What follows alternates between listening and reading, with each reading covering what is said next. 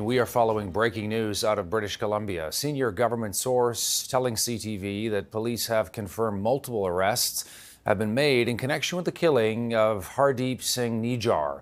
He was a Sikh activist and he was killed in Surrey, British Columbia, outside of Vancouver last June.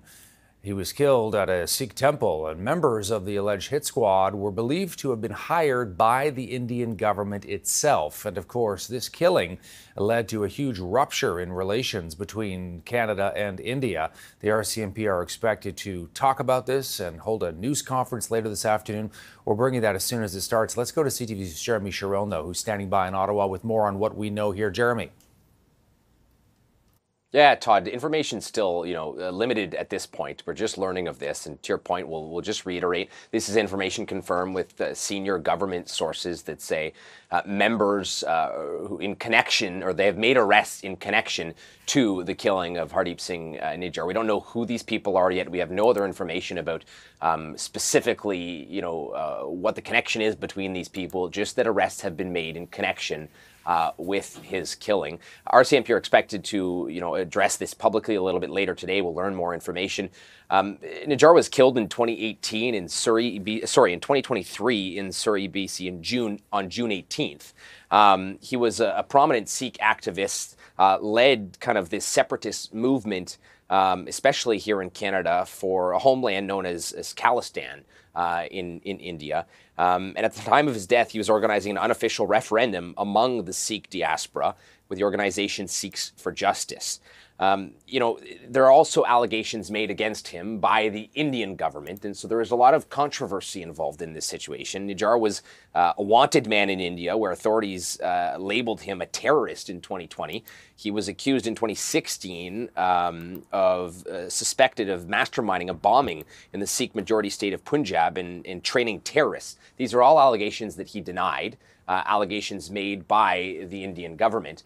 And in August of last year, the federal government, publicly announced that it had credible information tying members of the Indian government to the killing of Hardeep Singh Nijjar. Now, the Indian government has denied those allegations, strongly denied those allegations, and as a result, it has caused a strain in relations between India and Canada, understandably so.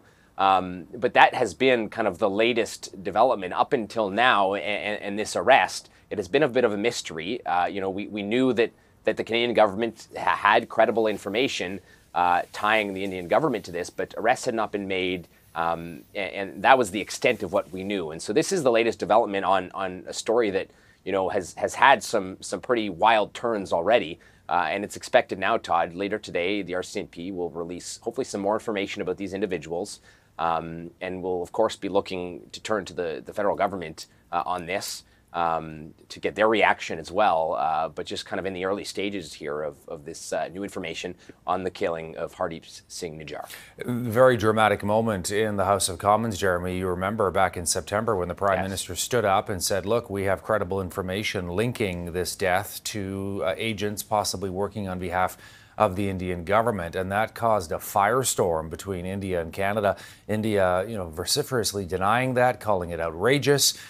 Then the tone started to change by the Indian government over the months that followed, and they sort of pulled back a little bit on some of that, not admitting any fault or any involvement, but simply sort of changing some of the language, seeming to indicate that possibly there may be something going on here. And of course, there was a similar case in the United States, and the U.S. government came out and said something very similar, that someone was assassinated in the U.S. With ties to India, and there may have been Indian government involvement there too. So we'll see how this all plays out in terms of this arrest being made and what it means for Canada-India relations. Interesting to think it happened almost a year ago, and now finally we have some arrests in connection. A lot of people were wondering, what was taking so long here?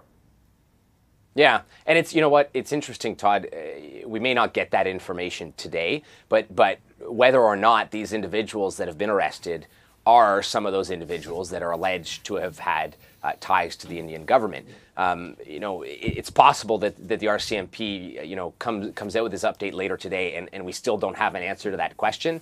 But certainly it's an interesting development, and it brings forward the first possibility of new information here, because to your point, these are serious allegations that the federal government has made based on what they call credible information, but we've had no further insight into what that information was or who these individuals were, what group they were part of in BC. And so presumably we could learn a little bit more about the people involved, or we will learn a little bit more about the people involved through the RCMP later today.